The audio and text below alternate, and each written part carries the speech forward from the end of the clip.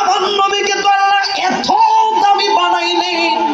আব্বা জান গোটা দুনিয়ার সাগরের গোটা দুনিয়ার পানিগুলো এক জায়গায় যদি করে, তাম পৃথিবীর বৃক্ষ গাছগুলি কেটে যদি এক জায়গায় করেন, জমিনকে যদি কাগজ বানান, কালি যদি বানান পানিকে, কলম যদি বানান গাছকে, কাগজ যদি বানান জমিনকে, সবগুলোর মধ্যে যদি বান্দা আল্লাহ তার প্যারা রসুলের শান যদি লেখা শুরু করে, আল্লাহ বলে কুল্লাউ কানাল বাহরু মিদাদান লিকালিমাতি রাব্বি লানাফিদাল বাহরু ক্বাবলা আন তাওবাদা কালিমাতু রাব্বি। সুবহানাল্লাহ।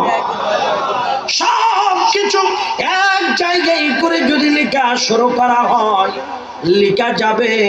আল্লাহ তার প্যারা মেহবুব নবীর শান লিখে শেষ করা যাবে না।